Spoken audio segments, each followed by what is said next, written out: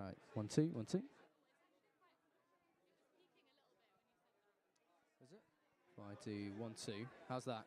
Is that a bit better? Fabulous.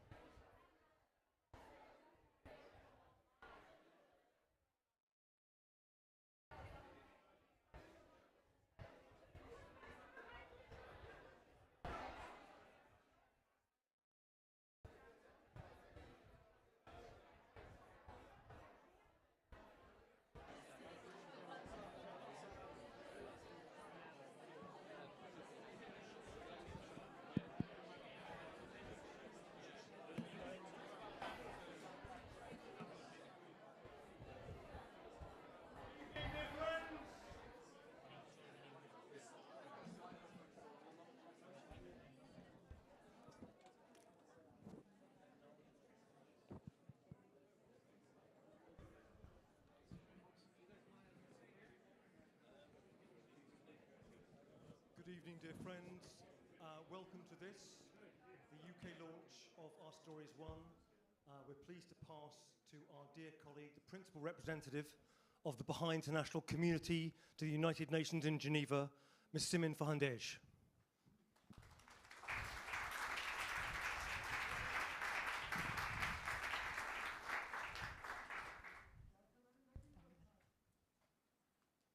Thank you, Dan.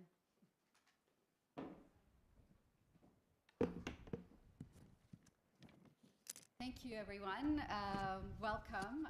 This is a commemorative event, the global commemorative event of the Our Stories One campaign organized by the Baha'i International Community's United Nations Office, as well as the United Kingdom Office of Public Affairs.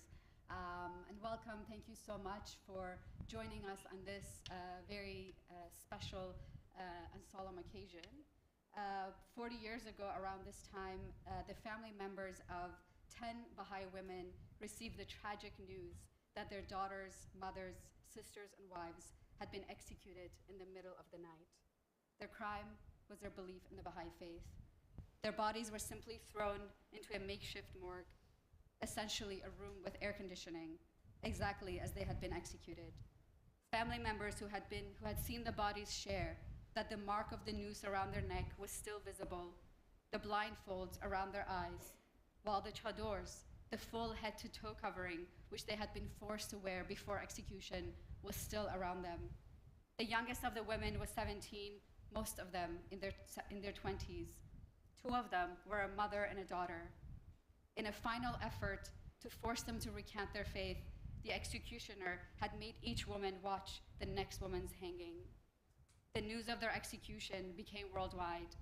10 young women, each of whom had dreams and aspirations of her own, were executed simply for believing in the principles of equality and justice. The 17-year-old girl among them, Mona Mahmoud-Nejad, in a school essay she wrote months before imprisonment, and for which she was expelled from school and was interrogated about in prison, said, "Freedom is the most brilliant word among the radiant words existing in the world. Man has always been and will ever be asking for liberty. Why then has he been deprived of liberty? There have always been powerful and unjust individuals who, for the sake of their own interests, have resorted to all kinds of oppression and tyranny. Why don't you let me be free to express our goals in the community, to say who I am and what I want, and to reveal my religion to others? Why don't you give me the freedom of speech so that I may write for publications or talk on the radio and television about my ideas?" Mona, a 17-year-old girl in a country like Iran, was speaking of these principles 40 years ago, and her speaking out courageously became the charges for which she was then executed. Today, as young women in Iran, Mona's age, face a similar fate, we have come here to say, indeed, our story is one. It has always been one. Today, in the struggles of Iranian women for gender equality, we hear the echoes of the injustice faced by these 10 women on that tragic night. We see women having to make the same choice, standing up for the principles of equality and justice with every effort possible.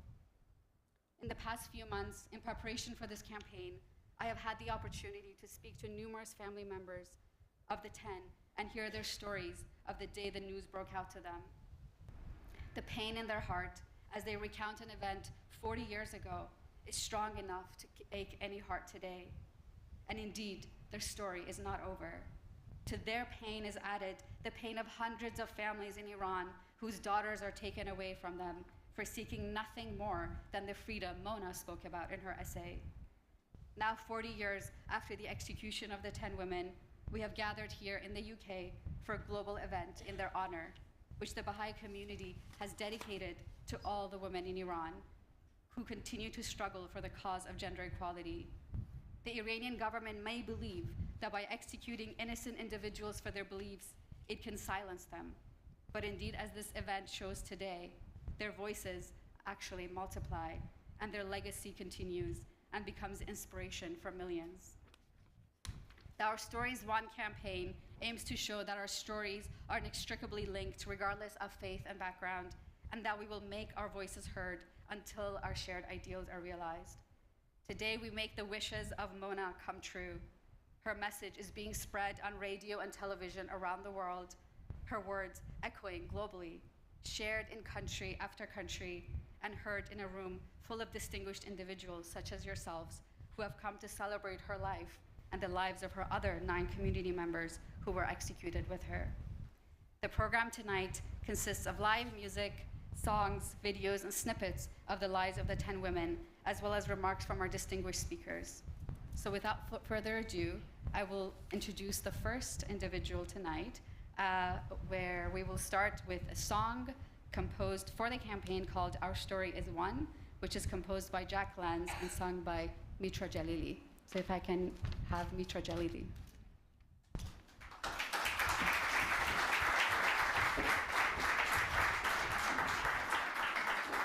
Hello, hello, hello. Good evening, everyone.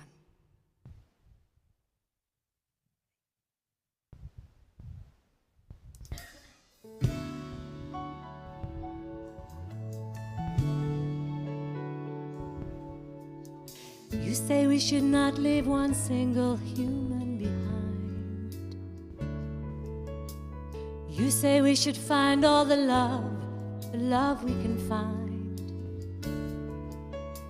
Show every kindness and more. This is the true end to war.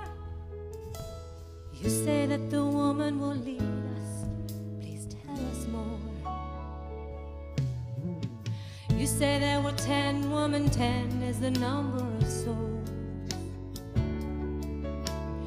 You say that 10 are the graves where red flowers grow. We hear their voices so proud and strong. We know now we must carry on. You say that these women will lead us. Our story is one. Our story is one. Our story's not done.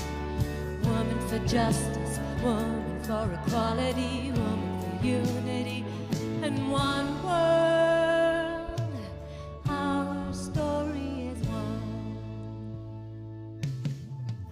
You say that the women are brave, will lead us to peace.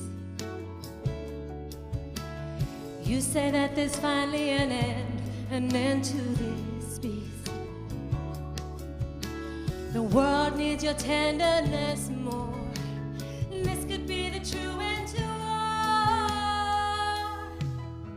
You say that these women will lead us.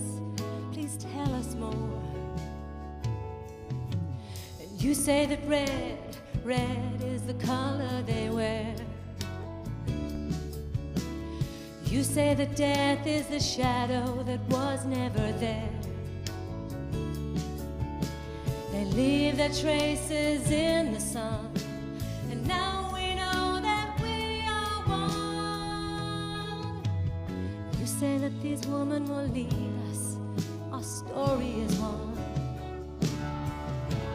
Yes, our story is one, and our story's not done. Woman for justice, woman for equality, woman for unity, and one world. Our story is one. You say there were women to take up the cause. Brave woman of her honor will stand for it all. They left their traces in the sun. Now we know that we are one. I know that these women will lead us. Our story is one.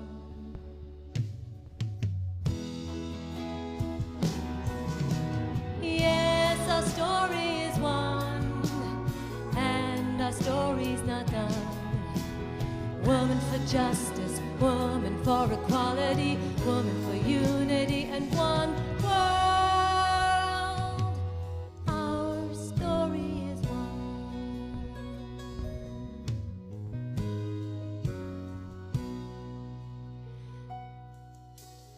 Our story is one.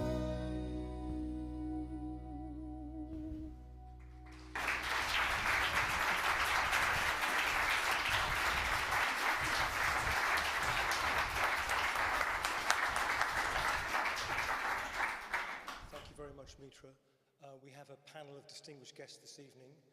We're very pleased to introduce the Deputy Leader of the Liberal Democrat Party, a politician who has held the brief for justice within her party, and I'm proud to say my constituency MP, Daisy Cooper MP. Daisy, please, may we give you the floor. Daisy Cooper MP.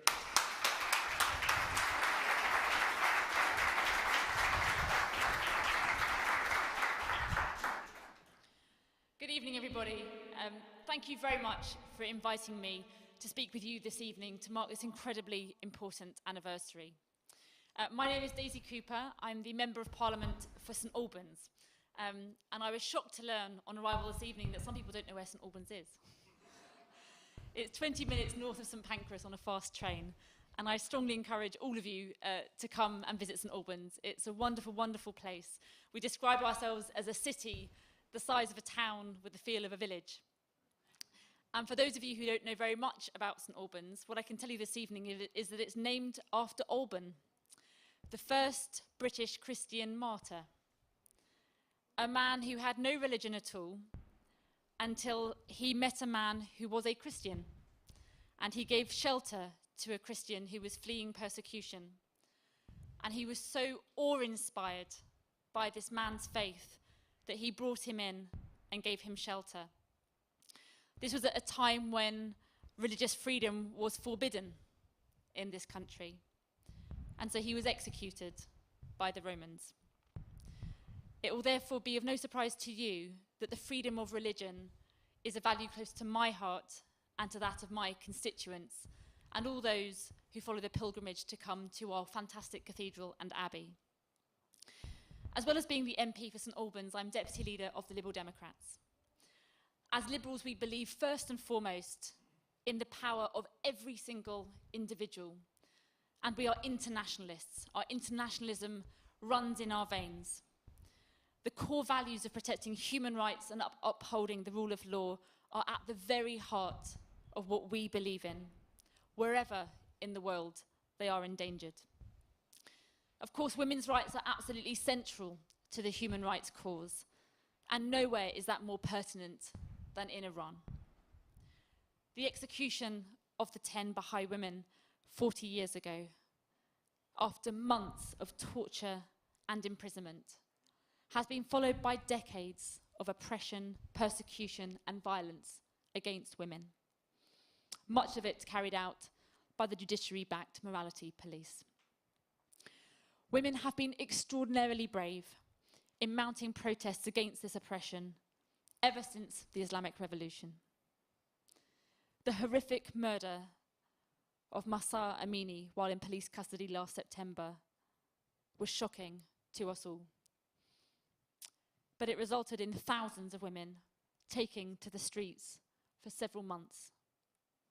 The Iranian authorities, as you know, used violence to suppress those protests, closing down major shopping malls, killing dozens of women for doing nothing more than standing up for their basic human rights. My party, the Liberal Democrats, stand with Iranians in their call. Zan Zendigi Azadi.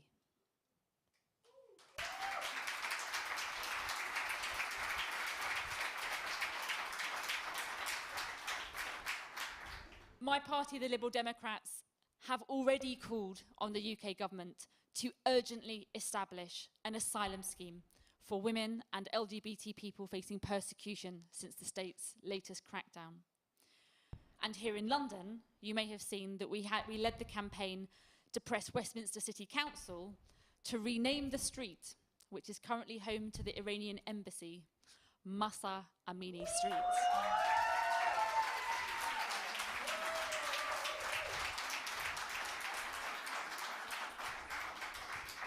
Women face physical and sexual assault by the Iranian authorities directly or by virtue of by turning a blind eye and refusing to protect women from extremists on the streets.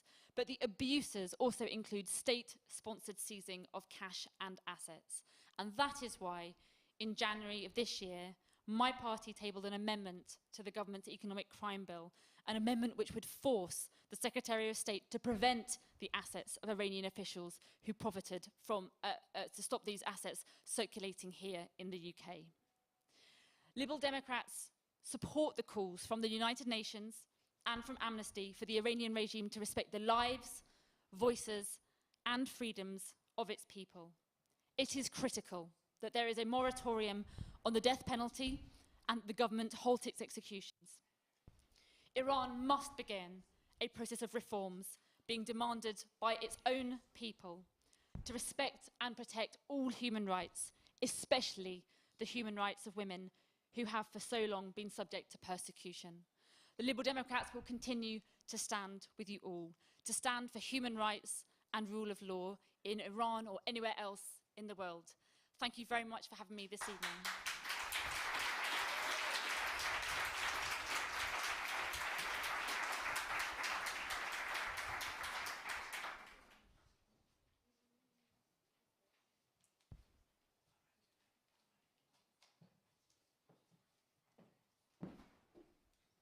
Thank you so much for the song as well as the remarks. So next we actually have another song by Matin, who is, I believe, in the room.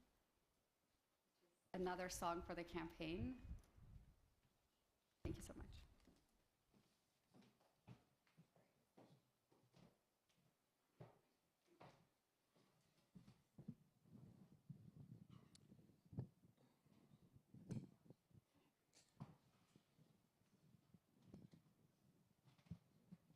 Someone forgot how tall I am, so I think they've tied it to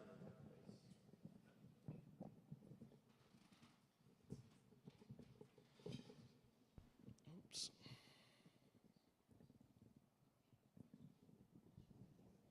That's perfect. Thank you all for having me today. I'm very humbled to be here. I'm a singer, a musician, and ever since I've known about everything that happened in Iran in the modern times, I've done what I can to do something to make people feel comfortable and know that they are supported. So this song is not just for Baha'i women, this is not just for Iranian women, this is for women around the world, just because every woman around the world is feeling the same pain everywhere. So this is my song, and it's called One.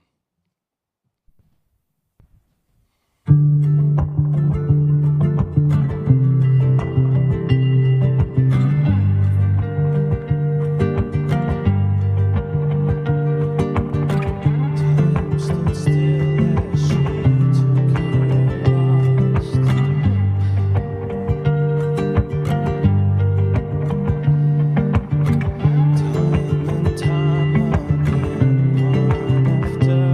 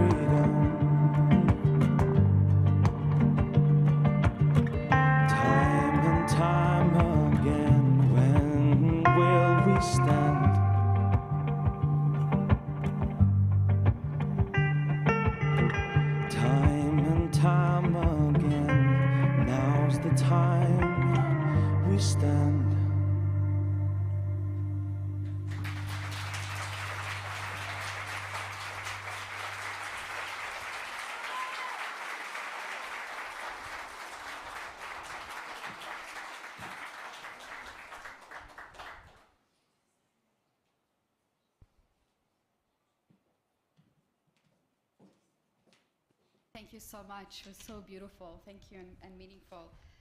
So as I mentioned earlier, this campaign is dedicated to all the women in Iran.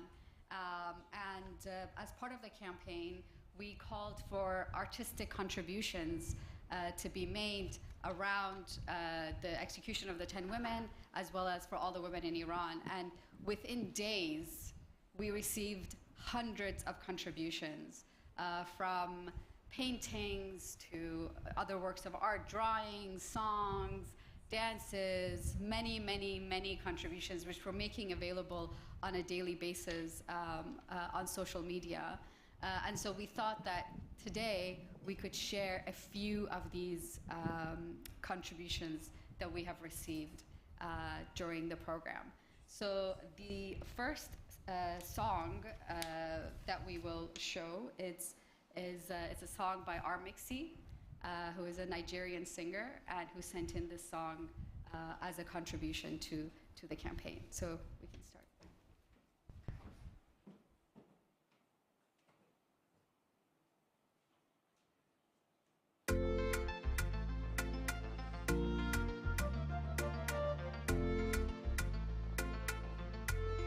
Sing along, say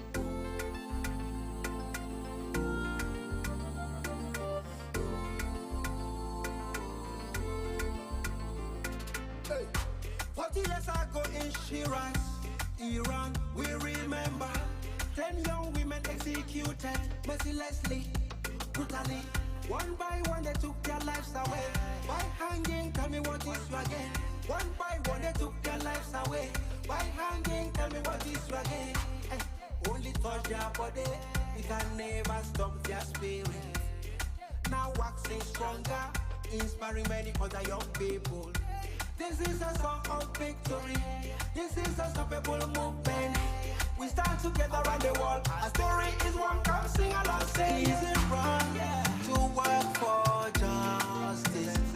Is it wrong to work for equality? Is it wrong to help little children? Is it wrong to love God and mankind? Our story is one. All over the world, our story is one. Our story is one. Our story is one. All over the world, our story is one. Oh my Lord, sing along. Our story is one. Our story is one. All over the world, our story is one. Sing along, tell them say, our story is one. All over the world, our story is one. Our story. Listen along, this is it. I want you to know the wall of being is like a bird. A bird we know needs two wings to fly. Hear me now. One is the man, the other is the woman. Yeah. Why destroy one wing of the bird? Think again before you act. So there's one women are key in progress stability. This is a song of victory. This is a unstoppable movement. This is a song of victory. This is a unstoppable movement. We stand together around the world. Our story is one. Come sing along. Say, is it wrong to work for justice? Is it wrong? Is it wrong to work for equality? Is it wrong to help little children? Is it wrong to love God and mankind? Our story is one. All over the world, our story is one. Listen up, follow me, sing along. Our story is one. All over the world.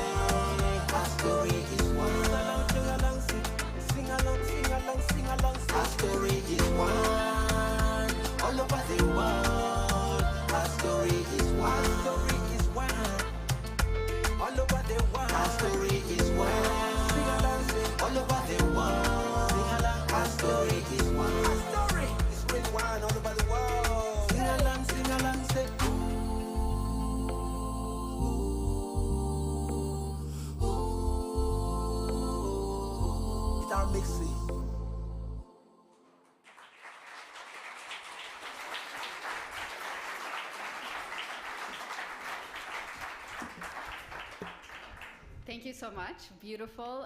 The next song is a song by Colby Jeffers, a rap song from the United States.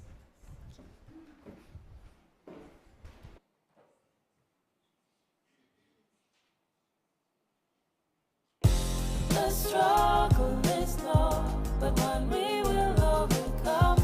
For in the pain and the sacrifice, the glory is won. The light of their spirit as bright as the sun. We honor the name, our story is one. Ezat, you earned the most exalted title of a martyr with your daughter. What an honor. Nosrat, a faith in God that would guarantee that this cause will see ultimate victory. Tahare, through the torment and torture that you endured, you kept the spirit and heart so pure. Zyrene, so devoted with a heart like gold. Now your name will be remembered all the way to the golden age. Mashid Akhtar, in the dark of oppression, you both shine like the moon and the stars. Shaheen, so detached from this world like a falcon in the breeze, soaring heavenly. Samin, even in the face of death, you kept smiling, cause your spirit knew the silver lining. Roya had the vision too, welcomed what the villain would do. Mona kissed the rope as her life was severed, now their spirits live forever, yeah. The struggle is long, but one we will overcome. For in the pain and the sacrifice, the glory is won. The light of their spirit as bright as the sun. We honor the name, our story is one. What if that was me? What if that was?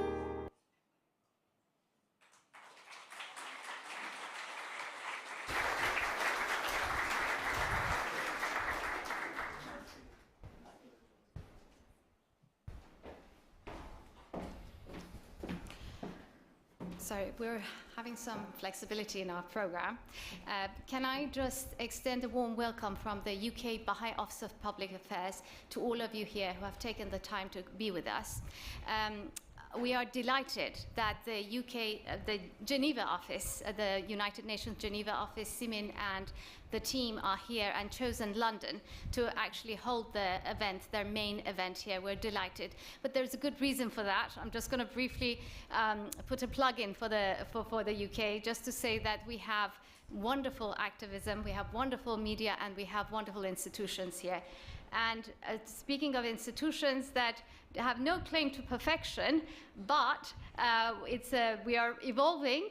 We have wonderful members of the parliament here. I want to invite Fiona Bruce, she's the MP member of the parliament, and the Prime Minister's Special Envoy for Freedom of Religion or Belief. And we're delighted to have her here since she's taken the baton. She has energized the movement, and we would love to hear from you, Fiona. Thank you.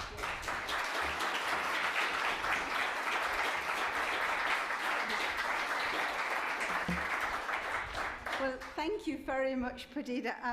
As a politician, I've been called some names, but I've never been described as an evolving institution before. So that's a great one. Actually, I must just tell you what my older son said to me once. He said, you know the word politics, Mum? It comes from two root words. Poly, meaning many, and ticks, meaning blood-sucking creatures. Well, we're not all blood-sucking creatures. In fact, I'm delighted to be here with my colleague and dear friend, Jim Shannon MP, who's chair of the All-Party Parliamentary Freedom of Religion or Belief group. It's a pleasure to work not with him, but do you know, it's really, for you, this is good news. This is blowing my papers away. Shall I just forget about that? Maybe I should just forget about my notes. Let's forget about my notes. There's probably one I might want to refer to, but that's it. Here we are. So, no, it's a pleasure, not just work with Jim, but also actually to be a part of the All-Party Parliamentary Group. There are 700 all-party groups in Parliament, amazingly, and the All-Party Group on Freedom of Religion or Belief is the largest. We have about 170. Oh, I've got to stand here, otherwise you can't hear me. Sorry. The All-Party Group on Freedom of Religion or Belief is the largest of around 700, and there are about 170 parliamentarians. But we can't do our job without you, because it's only because you come and tell us the stories, the accounts, the challenges that you are facing out there across the world, that we can then advocate for you in Parliament and have the privilege of doing so. We need you. And I just want to pay tribute to you as Baha'is, because I have the privilege as the Prime Minister's Special Envoy for Freedom of Religion or Belief of working with a lot of groups, and many of these groups across the world of all beliefs and none are suffering greatly. It's a global phenomenon now, and it's getting worse. But there is, and I'm not just saying this, my staff would tell you this, that there is something very special about working with you Baha'is. There is a loveliness, there is a fragrance, there's a graciousness, there's a courtesy. It took me ages to stop Daniel calling me Mrs. Bruce. I said, call me Fiona. But, you know, to work with Daniel Wheatley, to work with Padida, I'm now getting to know Simi and Bani from the New York. I respect you not just for your courtesy when you advocate, but your perseverance. You are real advocates for those who are suffering, and it's wherever I go, wherever I am. I think this year, Washington, Geneva, last week in Marrakesh, Morocco. You make sure that you have a voice there, and it is a voice that's heard. As I say, a voice that has grace but also has clarity, because as we know, the tragedy of 40 years ago is a tragedy that is continuing even today. And it's my privilege to support you in the calls that you make for justice. For example, for the two, pardon me, I call them in my office the two Baha'i grandmas, but you know, ladies over 70 years old, and I'm not going to be able to pronounce their names properly without the note, but imprisoned for 10 years for being Baha'is, just for being Baha'is, and then when they'd finished their sentence a few years later, to be resentenced again for another 10 years. That is just beyond acceptability. It is so cruel. And to be living now on their own in Evin prison, without visitors, in not particularly good health, my heart goes out to them.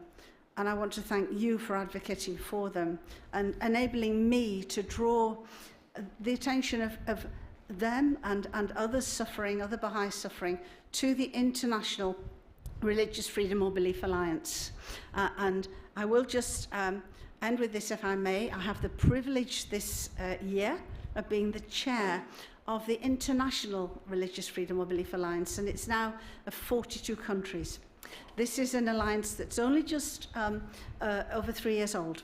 It's grown over that time. We have countries ranging from Brazil in South America, right across in Africa, Sierra Leone, over to Australia, and then here right across Europe. And it's an organization that is government-based. This alliance, in order to be a member of the alliance, your government, your country, has to commit to Article 18 of the Universal Declaration of Human Rights and has to appoint a government envoy. That's what I am. I'm the UK envoy in this alliance. And so I'm particularly pleased to be able to work with you as I do to bring the attention of the suffering of the Baha'is to the countries on this alliance, in this alliance.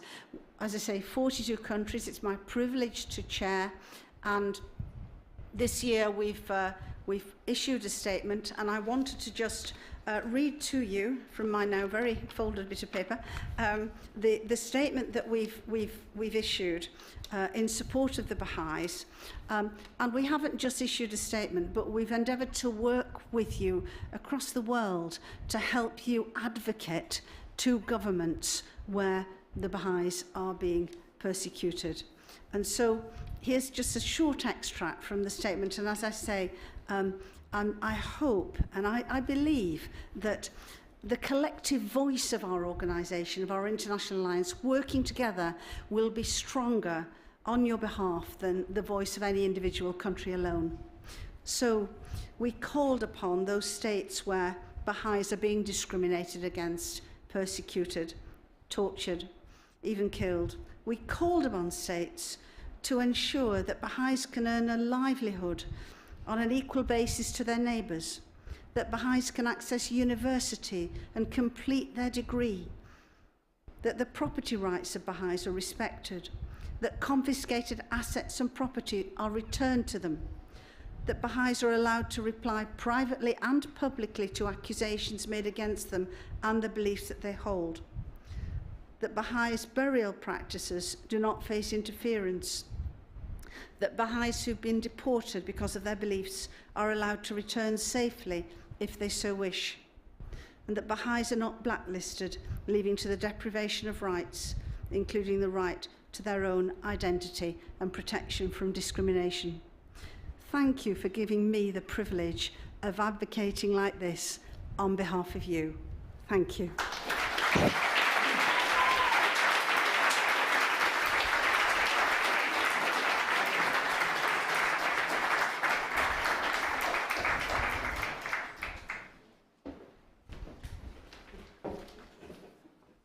Thank you so much, dear Fiona, for your kind words and your support of the Baha'i community for a very long time.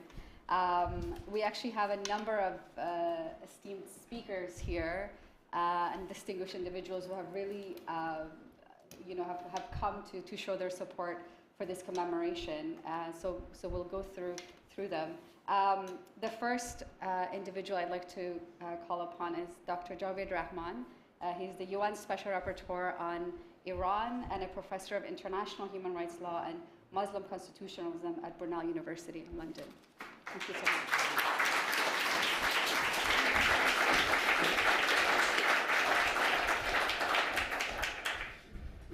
much. I'd like to begin by thanking Simin and the Baha'i international community and all the friends that I have accumulated over the years. I look towards Fiona as well as Jim as my dear friends. We have the same endeavor, same ambitions, and I have known Jim and Fiona for many years, and Fiona mentioned the APPG on freedom of religion or belief, to which I have contributed in the past. Here I am in my capacity as a UN Special Rapporteur on the situation of human rights in the Islamic Republic of Iran. I'm going to focus on the situation of Baha'is as I see it and as I've seen it throughout my mandate. For more than 4 decades, the Baha'is, considered to be the largest non-Muslim and unrecognized religious minority in Iran, numbering an estimated over 350,000 people, have suffered from the most egregious forms of repression, persecution and victimization. According to Article 13, as you would know, of the Iranian Constitution, it's only Christians, Jews and Zoroastrians are the recognized religious minorities. The absence of constitutional and legal recognition for Baha'is as non-recognized minorities results in the violations of their most fundamental human rights, as the Iranian authorities and the Iranian criminal justice system treats the Baha'is as what they call it as unprotected infidels. As a UN Special Rapporteur on the situation of human rights in Iran, I have consistently and repeatedly raised my concerns at the treatment of Baha'is in the country. In my most recent report that was submitted to the Human Rights Council in March of this year, and I hope you would have an opportunity to have a look at my comments regarding my concerns on the Baha'i community, I noted that the Baha'i minority remains the most persecuted and severely persecuted, having observed a marked increase in their arrest, targeting, and victimization in the reporting period.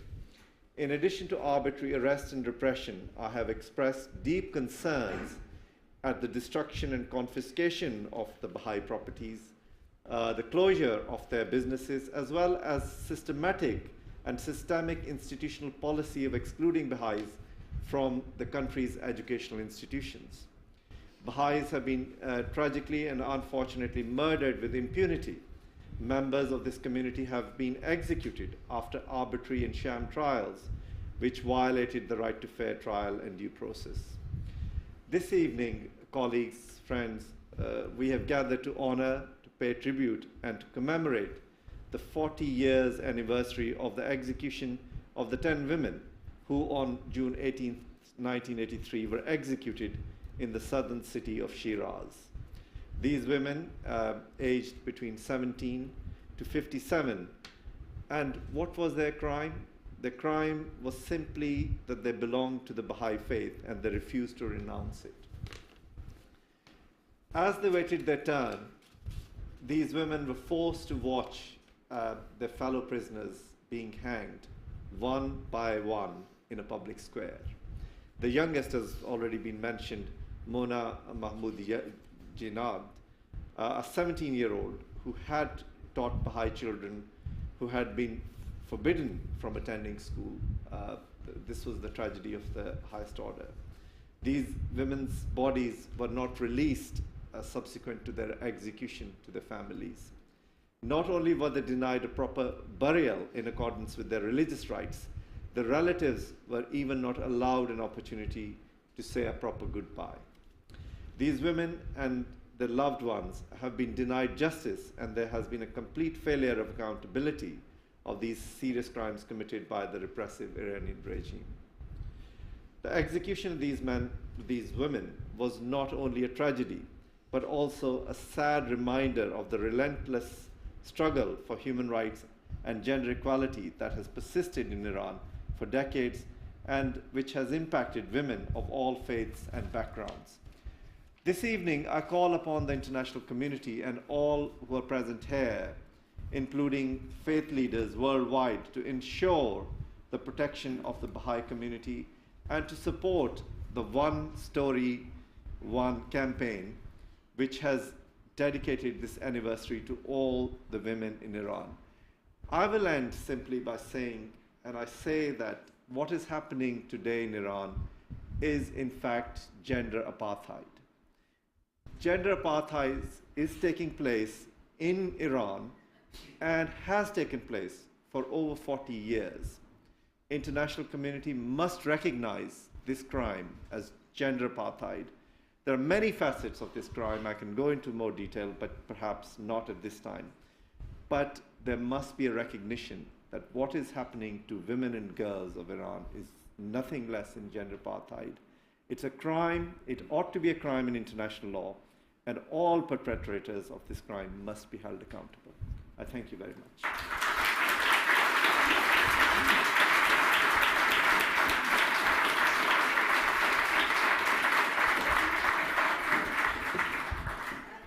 Thank you very much, dear Javi, for your report and for your remarks. Next, we have Nassim Papiani. She's a senior campaigner at Amnesty International. I don't think she requires introduction, so please.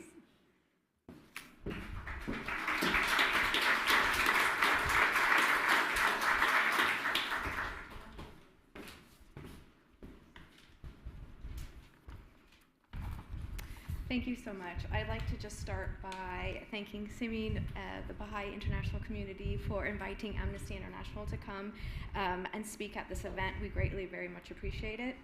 I'd like to start by saying that against a horrific backdrop of the Iranian authorities' ongoing persecution of the Baha'i minority, Amnesty International stands in solidarity and support with the Our Story Is One campaign, which is dedicated to the memory of the Baha'i women in Shiraz cruelly robbed of their right to life solely for their beliefs, and all women and girls in Iran who courageously, in the face of ongoing violations of their human rights, advance justice and gender equality in Iran. Amnesty International has long documented how the Iranian authorities have subjected the Baha'i minority to widespread and systematic human rights violations for practicing their faith. In preparing for this evening's remarks, I went through our online archives and distressingly saw that dating back to the very first year of following the revolution, Amnesty was noting these violations, and in our annual report of 1984, should I speak in here? Of 1984, noted that these executions had taken place of these women in 1983 and a mixed fair trial violations as well. It's distressing to know that 40 years on, these are violations that we continue to document in the country. These violations have included arbitrary arrest and detention, interrogations, torture, and other ill treatment, enforced disappearances, as well as forcibly closing Baha'i businesses and confiscating Baha'i properties, demolishing homes, and bans on employment in the public sector, denial of access to higher education, and hate speech campaigns on state media. These abuses have also included, over the past 40+ years, the repeated desecration and demolishment of Baha'i cemeteries across the country. On multiple occasions, the authorities have also subjected bodies of members of the Baha'i community to desecration and degrading treatment.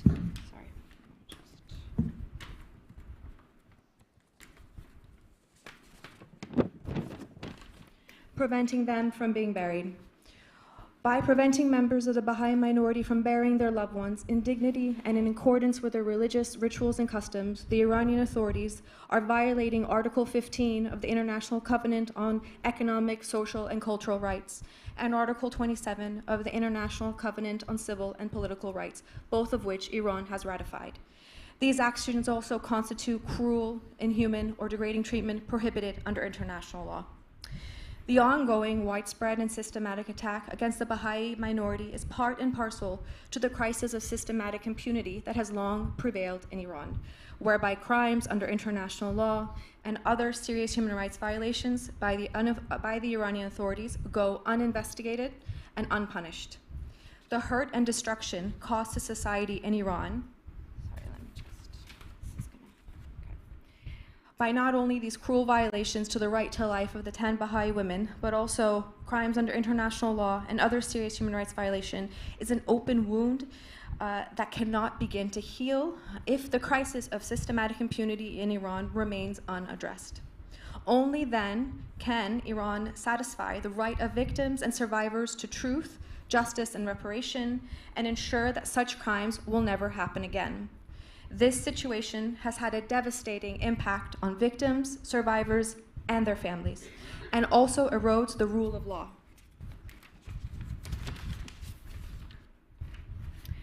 And facilitates the repetition of crimes under international law and human rights violations in Iran in a widespread and systematic manner, which Amnesty International has documented repeatedly against the Baha'i minority and many others in Iran. An illustration of this today is how the Iranian authorities have intensified their use of the death penalty as a tool of repression. In this year, the authorities have carried out a state-sanctioned killing spree under the guise of judicial executions. Authorities have executed individuals in relation to drug-related offenses, protesters, and political dissidents. Just last month, the authorities arbitrarily executed tortured protesters Majid Kazemi, Saleh Mir Hashemi, and Saeed Yagoubi following a grossly unfair trial that bore no resemblance to meaningful judicial proceedings. The 3 men were sentenced to death less than 2 months after their arrest and executed just weeks after the Supreme Court rubber-stamped their unjust convictions and sentences without any regard for the lack of evidence and serious allegations of torture. Since December of 2022, the authorities have arbitrarily executed 7 individuals in relation to the recent nationwide protests, with at least a further 7 under the sentence of death and at grave risk of execution in relation to these protests, and so many others are at risk because they've been accused or indicted on capital offenses in relation to these protests. The death penalty is also being used to target oppressed minority groups. Members of Iran's Baluchi ethnic minority have accounted for about 20% of the recorded executions by our organization this year, while they are only making up about 5% of the overall population of Iran. The authorities are using this ultimate cruel and inhuman punishment to torment and terrorize people in Iran and impose silence and subservience through brute force. As there are no domestic avenues for justice and accountability in the country, states and the global community must urgently pursue meaningful pathways for accountability, which include exercising universal jurisdiction over all Iranian officials against whom there is sufficient admissible evidence of criminal responsibility for torture, enforced disappearance, and other crimes, again, under international law. I'd like to just end as well to briefly remark on the importance of joining this campaign and many other solidarity actions. In a country where the authorities intentionally restrict access to information, close civic space, and prevent people from inside the country from having their voices heard, these campaigns are so important to join and participate and to elevate the voices of so many of others who cannot do so freely inside the country without fear of reprisal. Thank you so much again for allowing Amnesty International to be here and to speak.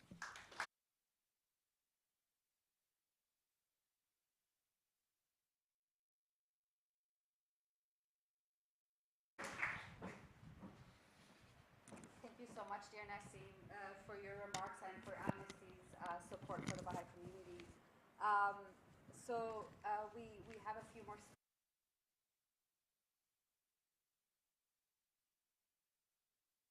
One of the also aims of this campaign is really to show the togetherness and the importance of cohesion in Iranian society. And if we look at actually the history of the past over 4 decades, we see that the Iranian government has always tried through hate propaganda and through many different tactics to create division and to create otherness between the Baha'i community and others.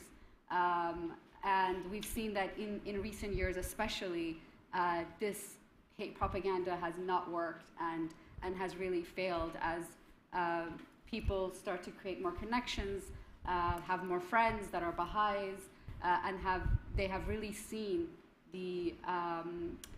that the hate propaganda has really been created in order to create this division, and it has no truth to it.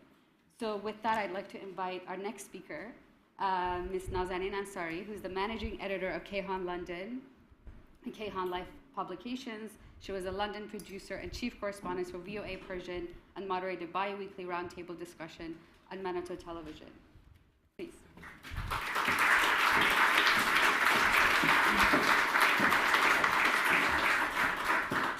Thank you very much for inviting me to be a speaker here. Certainly our story is one. I come from a time in Iran when the first TV, Television Iran, that I watched, it was black and white, was owned by Habib Sabet. Mr. Sabet was Baha'i. It was only after the revolution I found out that many of the friends that I went to school, my teachers, were Baha'i. So our stories are one.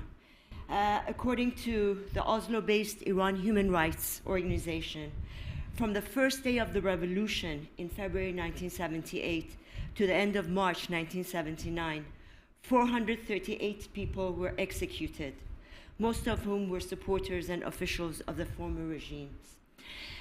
This included Mrs. Farrokhru Parsa, the Minister of Education in Iran. She was the first woman to become minister in Iran, and her crime, amongst others, was prostitution, they said, because she had taught and our system of education in Iran had become secularized. In the 1980s, more than 6,000 people were executed. In 1980 alone in Kurdistan, probably 500 people were executed. Only in the summer of 1987, according to the statistics of United Nations, 1,879 people were executed. And opposition sources talk about 4,482 executions. Since 2010, there have been at least 7,326 executions. And this goes on and on. Our story is a story of revolutionary courts. Trials by unfair international standards have been the feature of the Iranian legal system since 1979. It has also been the story of special court of the clergy. This is after the revolution, even the clergy who don't believe in the velayat-e-faqih, the rule by the jurisprudent, have been defrocked. And this special court of the clergy was set up in 1979, and it was formally re-established in 1987 by Mr. Khamenei. And again, in 1990, again, there was another stamp of approval on it. Our story is one. It is the images of corpses of hundreds of thousands of young boys strewn across the deserts of southern Iran, holding plastic keys to open the gates of heaven. These were boys that were taken from schools by agents of the regime, by the Basijis, and sent to the war front. Our story is one.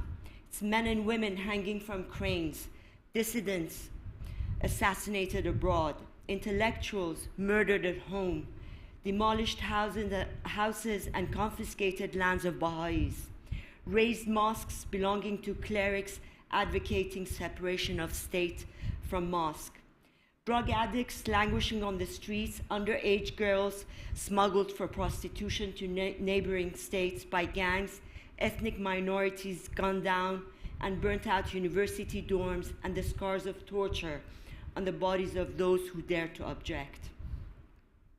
The English philosopher, political economist, member of parliament, John Stuart Mill, said in 1867, "Bad people need nothing more to compass their ends than the good should look on and do nothing. The only thing necessary for the triumph of evil is that good men do nothing." In the Conference of the Birds by Attar, a 12th century Iranian mystical poet, a group of birds embark on a tumultuous voyage in search of the infinitely wise Seymour. When 30 remaining birds reach their destination, they see a reflection in the lake and realize that the wise Seymour, which means 30 birds in Farsi, is none other than their own selves. The Seymour spirit has awakened within us. Today our spirit is told, our story is told through the roar of Zan Zendegi Azadi, woman, life, freedom, and no to the Islamic Republic. The courage and the determination of the youth, the resilience of those on the streets in Iran, that is our story. And the song of Baraye, composed entirely from media posts of Iranian Zoomers, now has turned into a revolutionary anthem, and it expresses the hopes and values of Iranians and those values that they share in common with their brethren across the world. For being able to dance in the street, for not having to fear kissing my beloved in the public, for my sister, for your sister, and for our sisters. For the father who feels ashamed in front of his family because he cannot make ends meet. For a normal life. For the kid who was scavenging garbage cans for food, and when asked what his aspiration was, he replied, "What is aspiration?" For not having the state-run economy, for not having to breathe in this polluted and poisonous air, for saving the dying trees in our boulevards, for saving our cheetahs from extinction, for saving the stray dogs that are being killed by the municipality, for putting an end to our endless tears at night, for the father whose daughter was killed by the IRGC missile fired at a passenger plane, for the day when we can have our real pictures on our profiles, for the school pupils and their future, for not having to go to their compulsory paradise, for our geniuses locked up in prisons, for the stateless Afghan refugee kids, for an end to all these empty slogans, for tranquility in life, for the sun to rise after this long night, for woman, life, freedom, for man, motherland, and prosperity, for freedom. This will be our story, hopefully, from now on. Thank you.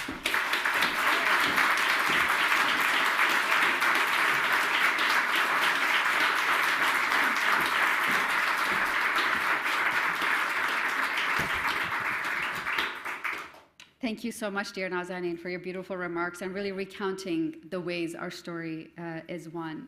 It's when you hear it, you kind of see how the forms of persecution that was really meted out towards the Baha'is is now extended to all Iranians in recent years. Our next speaker is Dr. Payam Akhavan. He is a professor and a senior fellow at Massey College, University of Toronto, special advisor to the prosecutor of the International Criminal Court, and a member of the Permanent Court of Arbitration at The Hague. Please.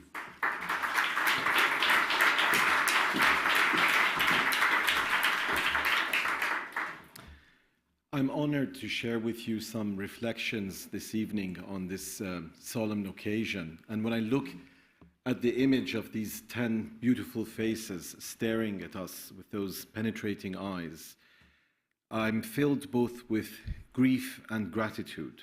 I'm filled with grief because I wonder where these precious souls would be today if their lives had not been so cruelly and unjustly extinguished. But I'm also filled with gratitude because I realize how profoundly their sacrifice, their example, shaped my life and the choices that I made. Mona and I were of the same age. We were from the same community.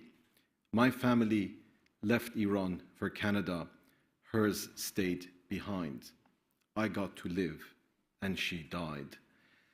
And I remember when news came of Mona's execution, the first question I asked myself is, why her and not me? And it is indeed the randomness of fate that some of us should live in a bubble of privilege, busying ourselves with first world problems, while others in the prime of their youth have to sacrifice their lives for simply wanting to enjoy basic human rights. Mona taught me that a meaningful death is better than a meaningless life. Mona taught me that if I was to waste the freedoms that I had in Canada, to waste it on selfish mediocrity would make me an accomplice to the injustices transpiring halfway across the world in the home that I had left behind. I want to perhaps reflect on the historical significance of the sacrifice that these 10 women made and how it fills me with such hope and optimism that we are 40 years later gathered in this room to remember and commemorate. The misogyny, the authoritarianism, the religious fanaticism, the unholy trinity that we witness playing out still in the streets of Iran today has a very long and unfortunate history. We begin with one of the earliest episodes in the history of the Baha'i faith, the execution of the legendary poetess Tahireh at the age of 38 in 1852, who before being killed for daring to call for the equality of men and women said, "You can kill me, but you cannot stop the emancipation of women." In 1963, about 110 years later, in the middle of the White Revolution, when women were given equal rights under the legislative reforms of Iran, a certain Mr. Khomeini, who was yet to be exiled, blamed the Baha'is for this unspeakable crime and travesty of a legal system in which women had the same rights as men. Just recently, Kayhan, not the wonderful Kayhan in London that our dear Nazanin is involved with, but the Kayhan, which is the mouthpiece of the government in Iran, once again accused of Baha'is of a conspiracy in respect of the campaign against the compulsory veiling of women. So we have to see what transpired in 1983 as part of this historical struggle. The difference being that today the people have awakened. The people have awakened and they realize today all the lies that they've been told all of these years. The regime may still engage in its hate propaganda and violence against the Baha'i community, but the people of Iran have arisen and they stand in solidarity with the victims. Jean-Paul Sartre famously said that the Jew exists in the mind of the anti-Semite. If he did not exist, the anti-Semite would invent him. Hatred is about the needs of the perpetrator. The anti-Baha'i propaganda is a reflection of the profound weakness and cowardice of those who misunderstand the meaning of power. Power is what we are witnessing in this room tonight, that 40 years later, a regime that did its utmost to extinguish the lives of these innocent people has failed. Because we are here, we are defiant, and for every one of those precious lives that was extinguished, thousands have arisen to serve humankind. Thousands are speaking truth to justice. I wish to end by simply reflecting on two small points. One is the remarks of Professor Rahman, for whom I have the greatest respect, and thank you very much for the work that you've done all of these years to give a voice to the voiceless. The difference between what happened in 1852 or 1963 and today is that the statute of the International Criminal Court today includes the crime against humanity of gender persecution. And while the court may not have jurisdiction in respect of Iran, have no doubt that the day will come when those who are committing these crimes will be brought to justice. When I came to The Hague in 1993 with the Tribunal for the Former Yugoslavia, people ridiculed the idea that President Slobodan Milosevic would one day be brought to justice. But sure as you know it, he ended up in The Hague in the defendant's stand. And the point is not vengeance. The point is, as George Santayana famously said, that those who forget their past are condemned to repeat it, which is why we cannot forget what happened to these women 40 years ago, because we want to build a better future. And I end simply by saying that as much as I reflect on the darkness that had enveloped our community 40 years ago in the midst of all of these executions, I also reflect on the astonishing resilience of the human spirit, on the astonishing light that these women represent as we remember them this evening. And those who we remember are not truly lost. They are like stars in distant galaxies that continue to shine long after their extinction. Thank you.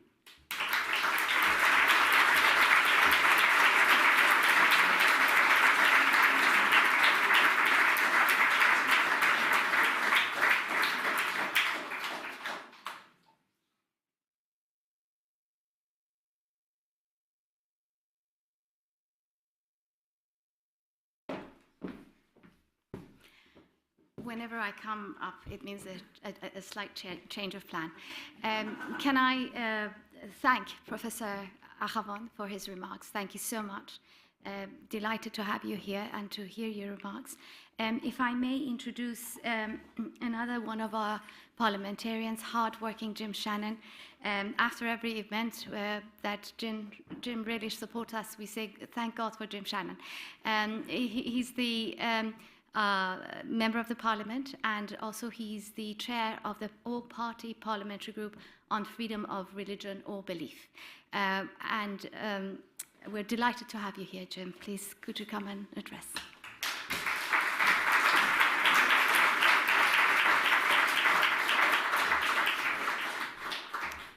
First of all, can I say what a joy it is to come along and to say a few words. It's a real pleasure, by the way, it always is.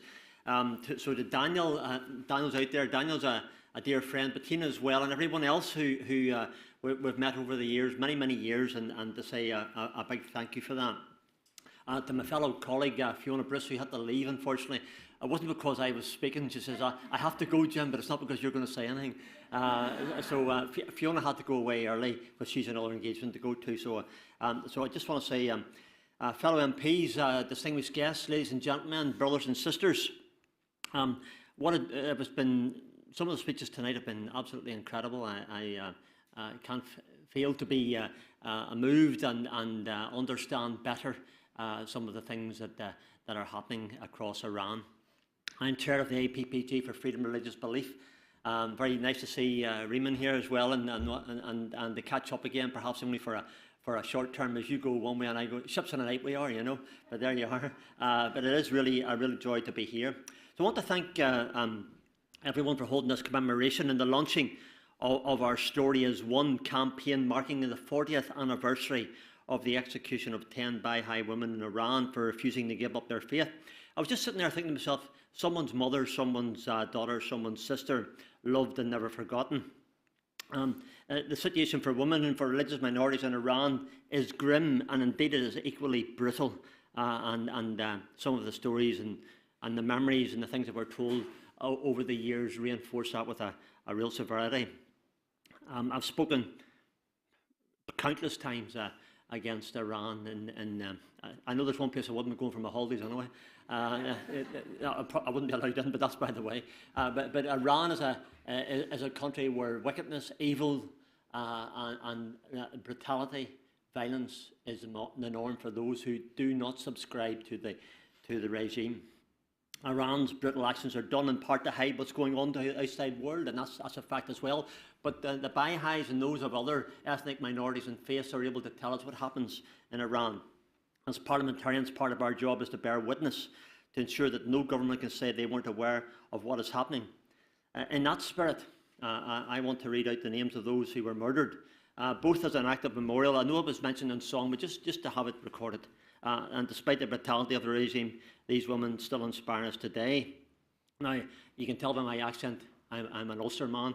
My accent is very, my brogue is very strong. I hope that you can bear with me whenever I try to say these names. I also talk very fast, so apologies for if some people are saying he's going to be a wee bit fast for me. Esad Janimi, age 57, executed alongside her daughter Roya, who was 23. Her husband was executed 2 days earlier in the same spot. Simon, 24, Shahin, 25, actor, 25, Bashid, 28, Zarin, 29, Ta'era, 30. Her husband, Ramshi, was executed 2 days earlier in the same spot. Nosrat, 46, her son, Bahram, was executed 2 days earlier. And last to be killed was Mona, that you referred to, the last week I referred to, because you were the same age. And my mother's name's Mona, so the name is a very, very fond name. Before each of these deaths, each woman spent 8 to 9 months in prison, faced torture as well, and promised release if they gave up their faith. We all know they wouldn't give up their faith because faith's important. Doesn't matter whether you're a Baha'i, a Christian, a Muslim, a Hindu, a Shia, a Sunni, a Jehovah's Witness. The woman faced numerous charges, including that of apostasy and spying for Israel.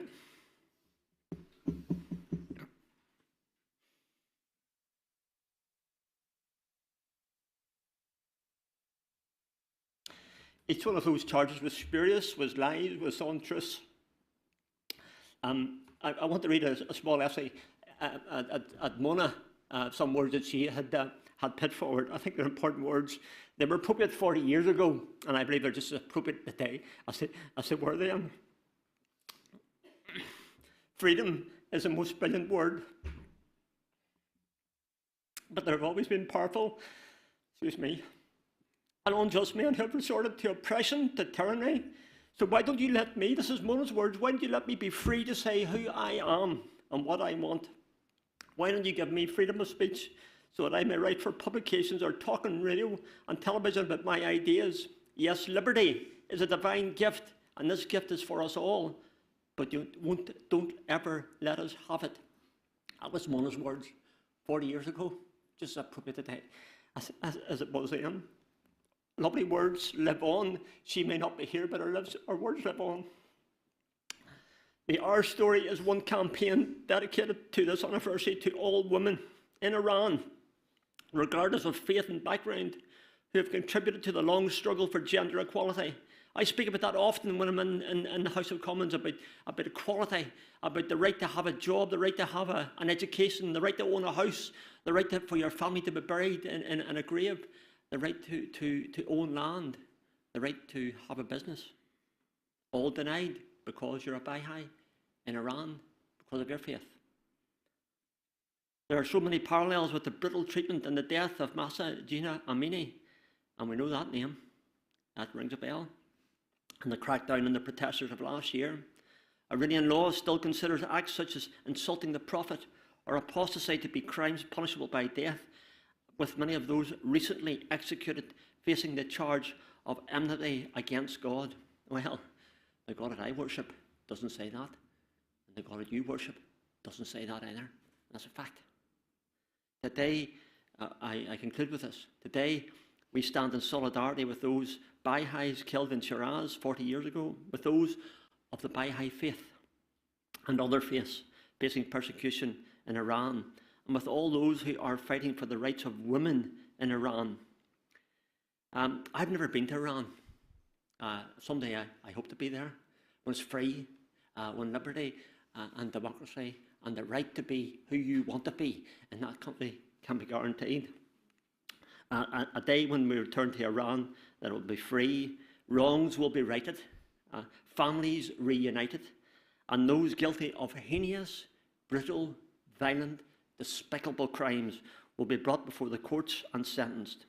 In that day, it will be a free Iran, where all religions can worship as they so wish to do. That's what we have in this country. That's what I'd like to see for Iran. So as parliamentarians, and as a chair of the APPG for Freedom of Religious Belief, I say this: we will not forget them, and we will do everything in our power to support their struggle for equality, for freedom of religion or belief, and freedom of speech. I say, God bless you all. And I also say, long live a free Iran.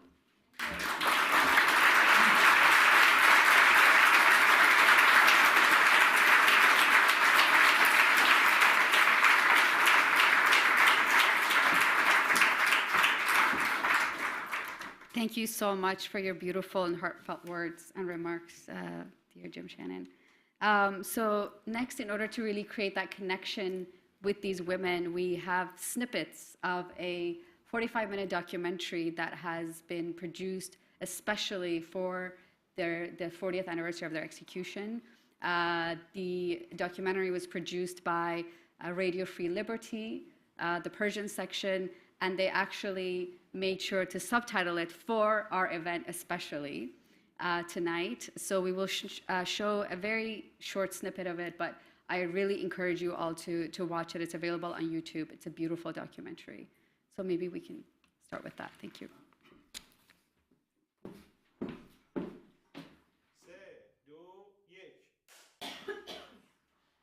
این منم مونا محمود نژاد 17 ساله. اینم بچگیمه با بابام یدالله، خونوادمون، خواهرم ترانه، اینجا دست انداخته گردن مامان و بابا. اینم روزای مدرسه، اینجا عروسی خالمه، من با دامن قرمز گلگلی کنارشم. ببینین بابام چطوری دستاشو گره کرده. اینجا هم دستاشو همون جوری گرفته. اینجا هم با بچه ها بودیم، هممون داریم میخندیم. اینم کارت مدرسمه، کلاس 4 با موضوع آزادی یه انشا نوشتم. معلممون خیلی بدش اومد، براش تنبیه نشدم، اخراج نشدم، ولی آخرش این انشا مدرک دیگه‌ای شد برای اعدام من.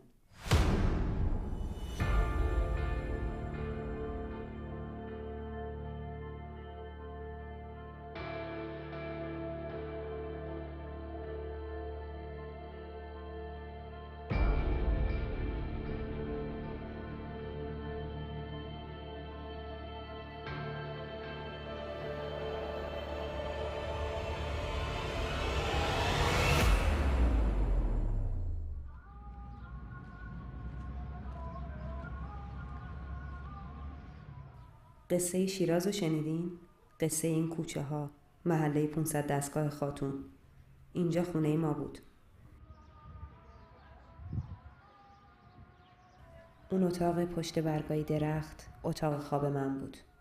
پاییز 61، روزای اول مدرسه. داشتم برای امتحان زبان آماده می شدم که پاسدارا ریختن خونمون. این قصه رو شاید قرار نبود و قرار نیست کسی بدونه. انگار مردم درگیر خیلی چیزای دیگه.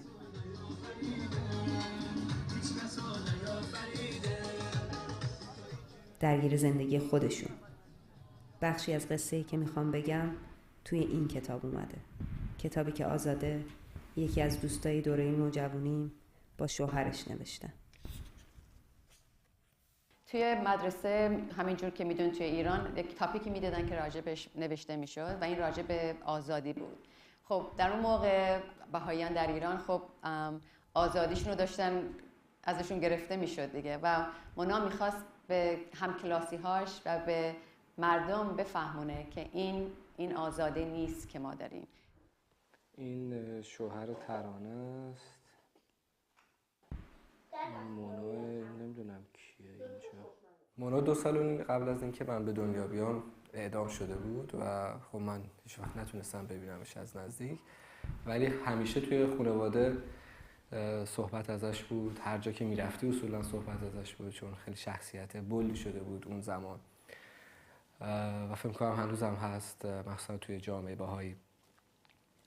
اون زمان خالم هم در قید حیات بود، خانم محمود نژاد، و خب داستاناشو میگفت. مامانم هم سن و سال مونا بود، باهاش همبازی بوده و مونا توی عروسی مامانم هم بوده. فقط سراغ خانواده ما نیومدن. خیلی از خانواده‌های بهایی شیراز بازداشت شدن. این زرین مقیمیه، یکی از دخترای بهایی که با ما زندانی شد. توی این عکس پدر و مادر زرین کنارش ایستادن. مادر زرین توی بازداشتگاه با ما بود. پدرش هم با مردای بازداشتی مثل بابام توی بخش مردا. یه چیزی دست ما در روزنامه لوله کرده که به اصطلاح یعنی چی؟ یعنی شما مثلا نجسی. سر این روزنامه رو اون گرفت، سرش هم گفت بیا. رفتم تا یه جا وایسا. در رو با کرد و چشم منم با کرد و منو انداخت تو که رفتیم. حالا ساعت 11:30 12 بود. دیدیم که اینجا پر جمعیت، یه عده نشستن، یه عده هم خوابیدن ولی زیاد حرف نمیزنن چون قلقم بود. فرداش خانم یلدایی رو بردن برای بازجویی. خانم یلدایی رو که بردن من قدم میزدم که وقتی دیدم که در باز شد خانم یلدایی رو بردن تو. خیلی دیدم ناراحت داره، صورتش پر عرقه. من بچه ها رو صدا کردم که بچه ها خانم یلدایی، من نمیدونستم شلاقش زدن، پشتش که بالا زدن دیدیم که شلاقش زدن. برش کردونن رو پشت. این زن چون مریضم بود خیلی ناراحت بود که دیدیم اومدن دوباره دنبالش ببرنش. بس که خانم یلدایی ناراحت بود و اشک میریخت که دوباره میخوام منو بزنن، اون وقت میخوام ببرن منو دوباره شلاق بدن. رویا اشراقی و مامانش هم با ما زندانی بودن. باباش رو هم گرفته بودن. رویا 23 سالش بود. نمیدونستیم که مامان چطور میتونه تحمل کنه سختی‌های زندان رو. یکی از چیزایی که خیلی وقتی من فکرشو میکنم واقعا قلبم میگیره اینه که یک مدتی توی زندان محیط هوای آزاد اینا مثل این که داشتن درست میکردن و امکانش نبود که این زندانیا برن به محیط فضای آزاد. و بهار بود. یه دفعه که خواهرم به ملاقات مادرم میره، مادرم بهش میگه که از بهار برای من تعریف کن، بگو چطوره، هوا چطوره، آیا بوی بهار نارنج همه فضا رو پر کرده؟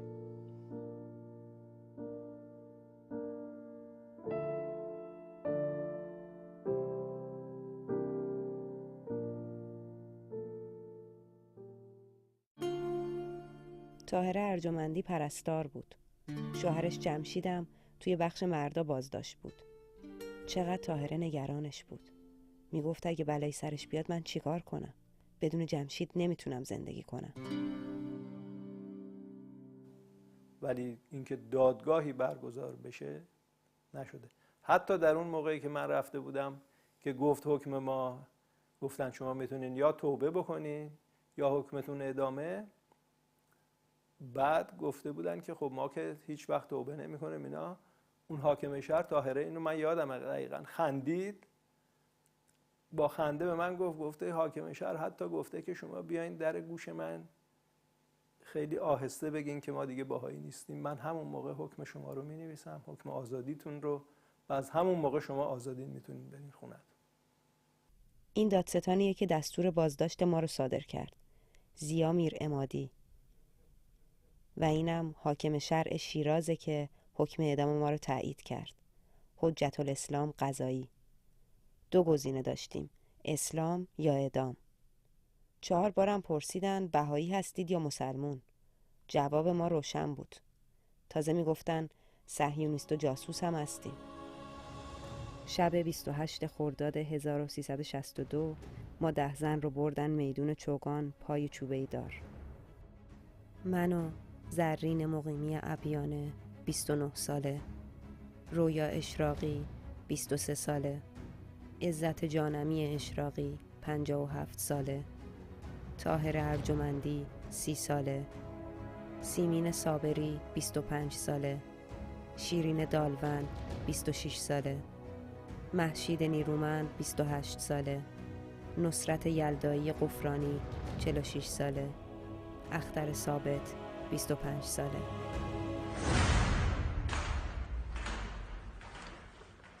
وقتی در وا شد دیدیم که 10 تا جنازه زن و دخترها اینجاست. یه باند کوچیکی رو چشماش بسته بود. این باند رو بالا زدم، سرش گذاشتم رو زانوم. اون وقت شروع کردم به بوسیدن. اون وقت این برادر پاسدارم التماس میکنه که مادر الان میام، برای من مسئولیت داره. گفتم ببین من گریه نمیکنم، من باید به جای برادرش، به جای خواهرش، به جای پدرش که الان زندانه، باید اینو غرق بوسه کنم. بوسیدمش. اون وقت سرش دوباره گذاشتم دم این ناراحتی، سرش گذاشتم زمین، باندم رو چشاش، دوباره کشیدم و از پزشکخانه بیرون اومدم.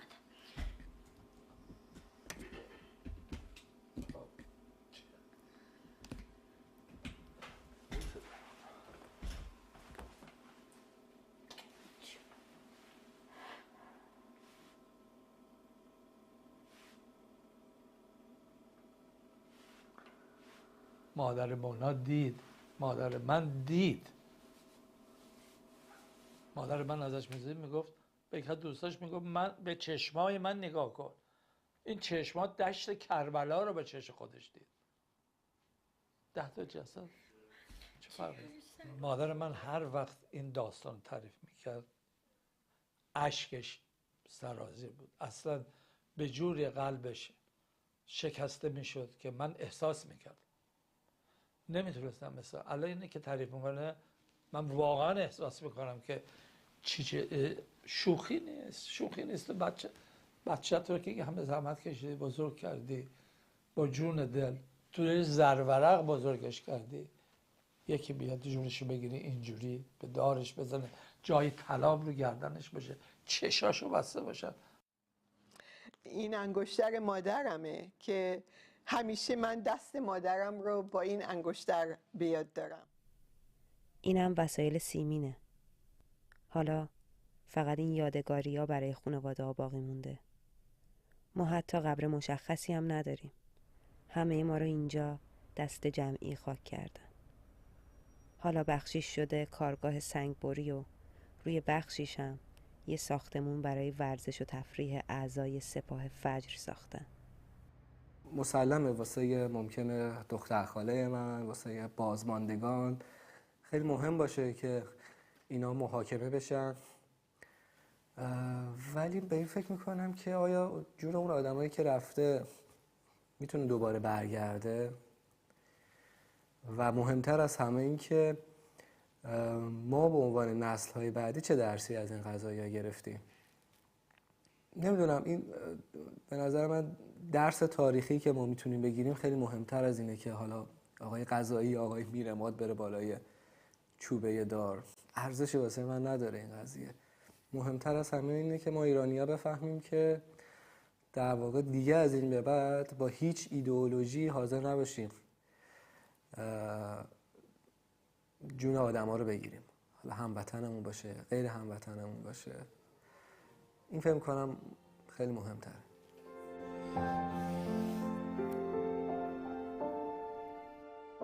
این قصه تموم شد، اما داستان ما هنوز ادامه داره.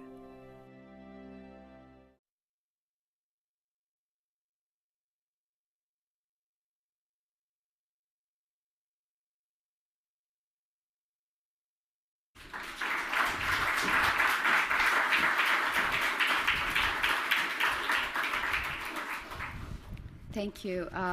Yes, really encourage you to watch the rest of that documentary. And as it says in the film, actually where these 10 Baha'is are buried actually is one of the oldest Baha'i cemeteries in Iran. A few years ago, the Iranian government also destroyed this cemetery as well, which was kind of the last remains of these 10 for their families. So we have two more speakers.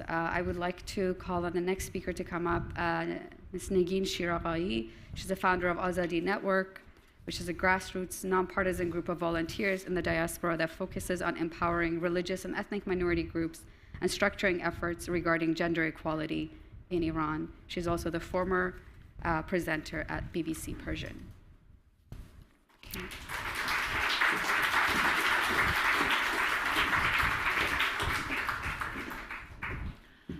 So I brought you stories. I must have been 9 or 10, maybe 12, 13 years old. I don't remember exactly, but I do remember that it was a warm, sunny day, and the light was coming through these beautiful, colorful glasses on this wooden door. I was at a friend's house. I was studying with her, and I was famished. I was hungry. And I couldn't understand, because if you know the Iranian culture, you understand that, especially the part I'm coming from. I'm from northern Iran. So if you're a guest in a household, you never go hungry. They overfeed you, constantly putting food in your mouth, and they never give up. So I was puzzled. I couldn't understand. And we had a long way to go, and my friends was studying with me, and I could hear my stomach making noises. And at some point, finally, she left the room. And it took her a while to come back. I was waiting to see, she's coming back with a plate of food. She didn't. Her face was full of despair.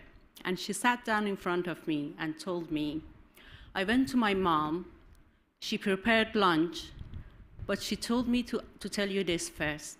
I'm Baha'i. You don't mind eating in our house? And I do remember the shame I felt. The shame on behalf of my society, on behalf of the government that was encouraging such behavior, the society that believed that Baha'is are najas or impure, so you shouldn't eat their food. The society that forced my friend to ask that question at that age from me. I don't remember my friend's name. They left our hometown that year, and I never could track her after that. I don't know what happened to her. I don't know her story. I don't know if she ever found a happy ending. I know a story of another woman. She was young. She had to marry this much older guy and become his second wife. She couldn't read or write. She didn't acquire any skills in life. She had 4 children with him. He became abusive and addict, but she had to live with him. This continues for years until she finally decides to leave him and get a divorce. So she's ending up with no skills, no education, and have to support her 4 children. So she starts working, washing houses, washing the deceased bodies of people in a morgue, and do anything to support the children. This carries on until a horrible, awful day when she's 66 years old. The news comes in. His 35-year-old son has been killed. He was killed under torture in a prison in Iran because he was writing about the injustice he was witnessing around him. What did she do? She stood up. She decided to speak out and don't give up. She shouted about seeking justice. The government arrested her, beaten her up, arrested other children she had, demolished their house, vandalized their streets, but she didn't give up. My mom met her once in a town near my hometown in northern Iran, on a grave of another victim of Islamic Republic. She was there to show her solidarity and support for the other family. When Women Life Freedom happened, at the age of 77, this woman decided to take her headscarf off in solidarity with the women of Iranian women on the street. I do know her name. Her name is Gohar Ishqi. I know the story of another woman. She was young and beautiful, tall with a face that you could not stop staring at. Or at least that was the impression she left on me when I first met when I was a child. She got married when she was young, and she had a child and a husband, but she met another man, and they fell madly in love with each other. One day, when they were together, the neighbors called the police. The police comes, arrests both of them, put them in jail, publicly lashes them. The man was released out of prison a while after that, and he had a stroke. He becomes paralyzed, and he dies in that state years later. For her, after the public lashing, they decide her sentence should be a stoning to death. A young social worker decides this is not just, and I should pursue this. So she put all of her effort into rescuing her, or at least changing the sentence. And she succeeded to turn it, after a decade, to a release. I met her a year after that. The beauty and the bright smile I remember were replaced by a deep sadness in her eyes and lines. But the smile didn't vanish completely. She was kind herself and would smile brightly at every single act of kindness around her. She was banished by her family, branded immoral. She found refuge in her sister's house, but the sister's husband, children wouldn't understand her, so she lost her home again.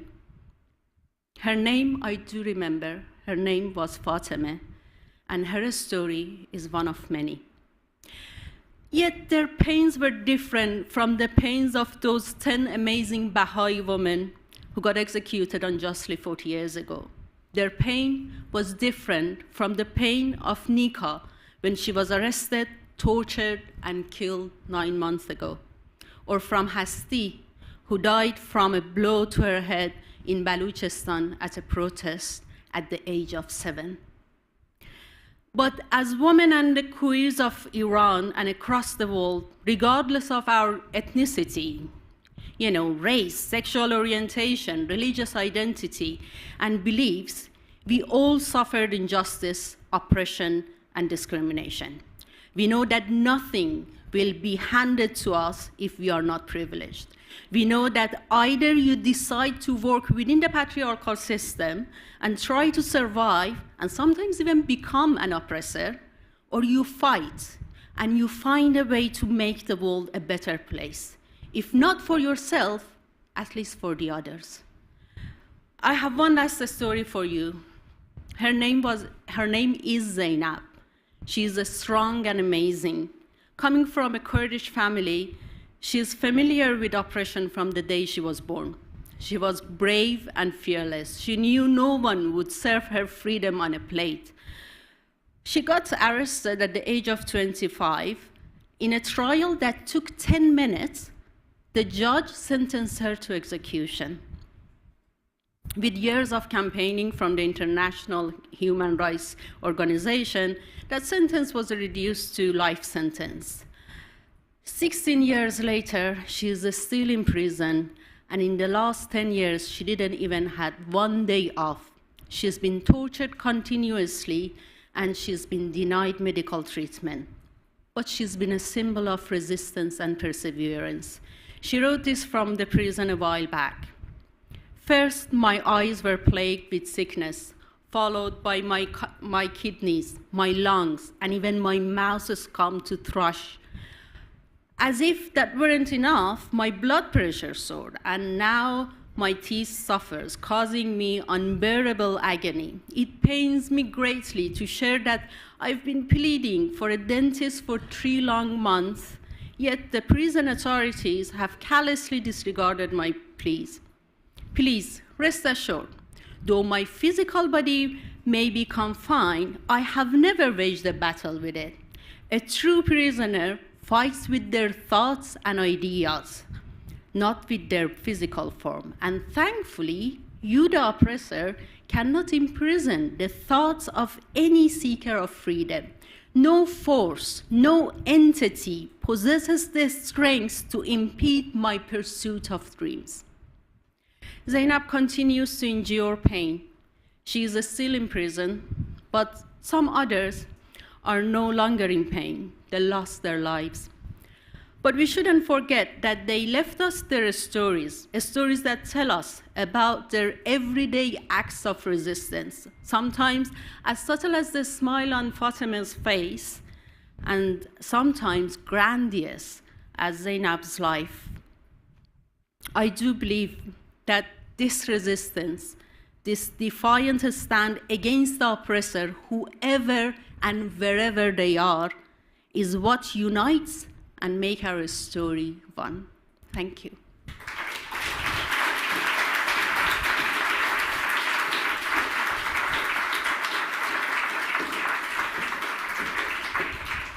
Thank you so much, dear Negin, for sharing these stories, which are indeed very much connected. Our last speaker requires no introduction.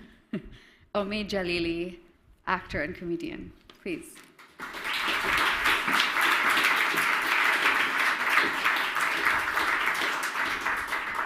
I'll try and be brief. I know some people have been standing for a long time, and I personally need the toilet as well. So I want to say, as a British Iranian, I've always been made to feel like a minority.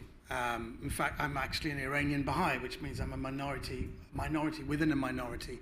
And even amongst the Baha'i community, people thought the Jalilis were a bit weird. So I'm a minority within a minority within a minority, and even within my own family, I've always felt very apart. So the levels of cosmic isolation are off the scale when it comes to me. And I love seeing Jim Shannon here. Jim, you were getting very emotional. I was getting emotional because I went to university in Northern Ireland in the mid-1980s, where I was, out of 6,000 students, classed as one of only 3 ethnic minorities. There was me, there was Niji, who was from Nigeria, and Klaus, the German exchange student from Hamburg. And my nickname was the Fenian Turk, Fenian meaning Catholic. And once, when I was a bit depressed and didn't go into university for 3 weeks, there was a picture of me walking along the Antrim coast, and people said, I think there was a headline saying, "Has anyone seen the aimless Arab of Antrim?"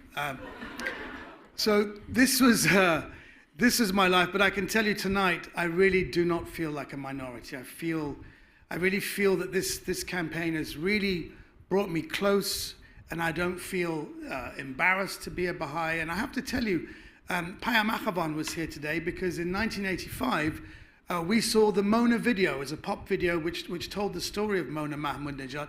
Payam is in the very first scene. He goes, "Kalaki hamashnu." I mean, it was all that stuff he was saying. And this was an amazing video because we were shown it as a group of Baha'is.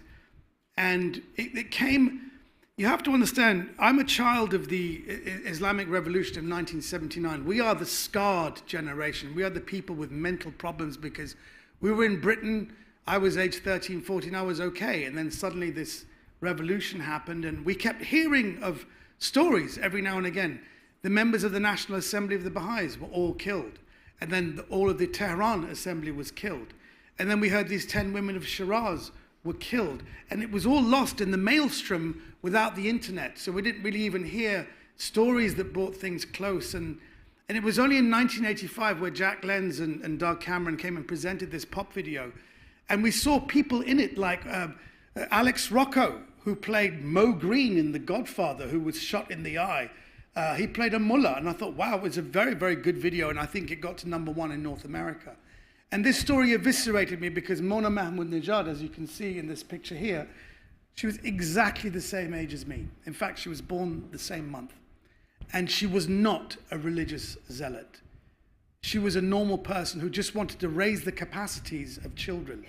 And this is where we say our story is one. It is slightly different because these 10 women were given a choice. You know, give up your faith and save your life. And all 10 of them refused.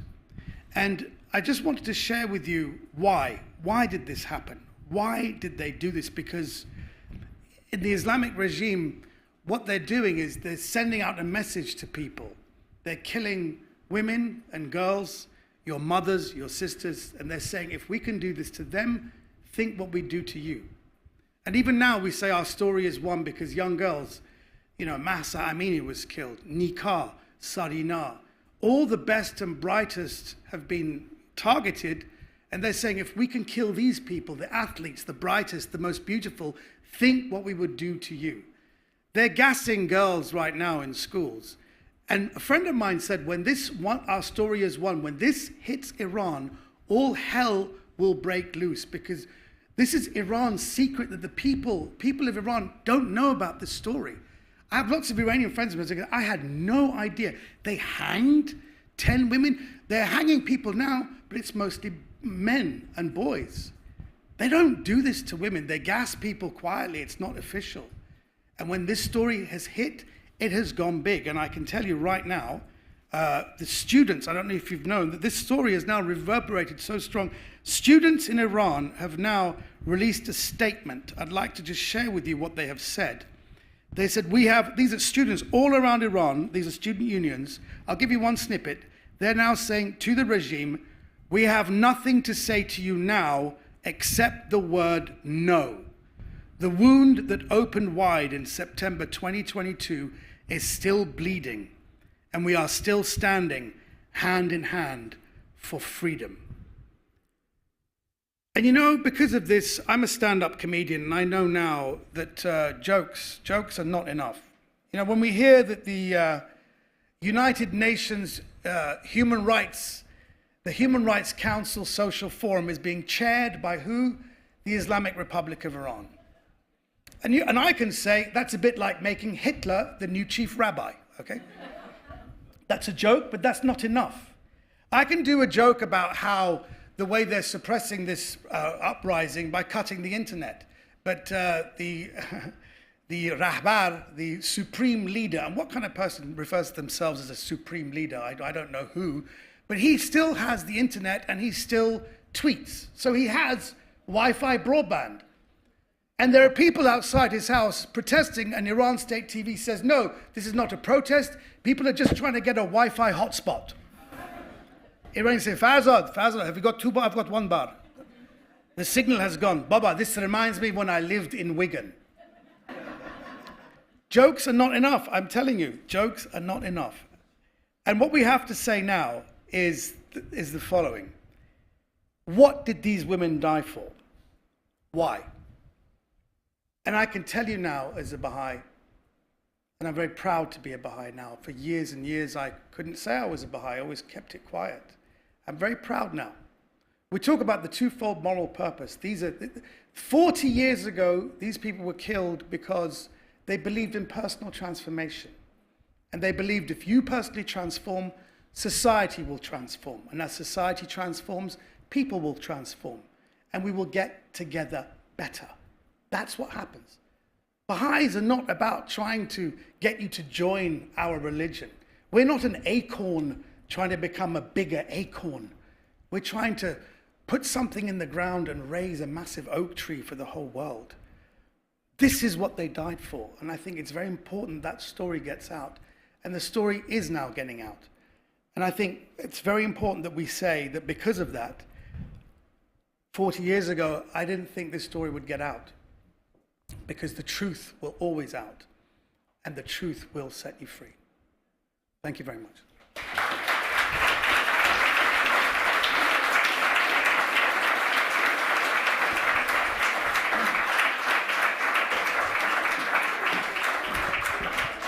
Thank you so much, dear Omid, for bringing lightness to the evening. So we will end the night with a live song from Peter McGuire. Thank you.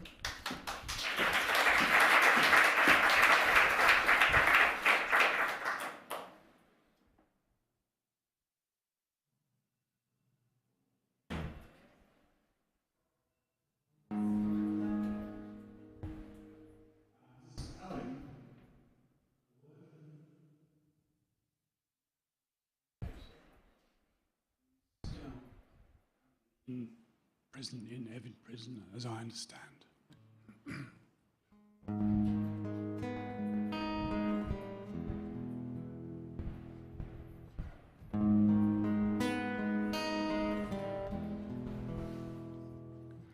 Someone must want this life.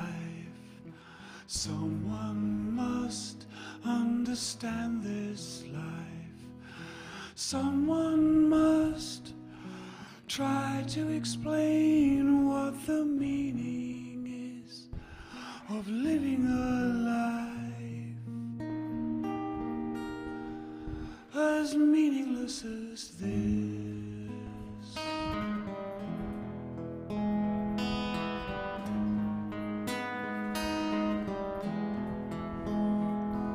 Someone must justify this unending dark.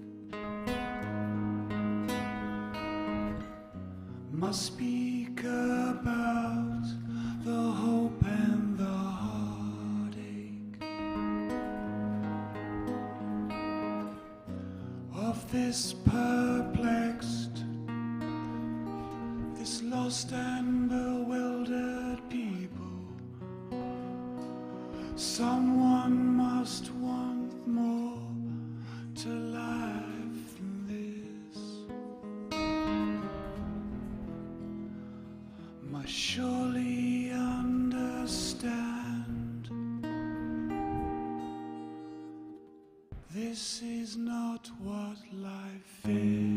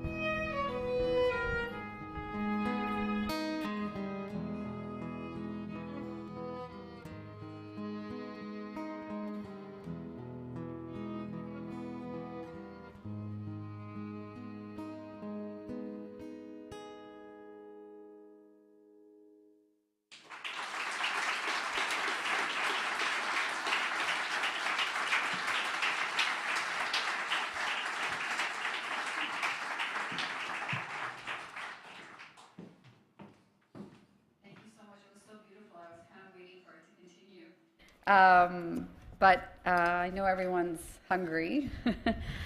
Thank you all for joining us tonight in commemorating the lives of 10 women whose stories have inspired millions and who will be inspiring millions of people to come. I wanted to say that actually this week is really the launch of our campaign. This is a one-year-long campaign that has begun really on the 18th of June, which is the day of their execution, and will continue for 1 year. And we are calling for contributions for the rest of the year as well. And there will be more events throughout the year. So thank you so much for joining us as we celebrated their lives and also honored all women in Iran who continue to struggle for gender equality. Thank you so much.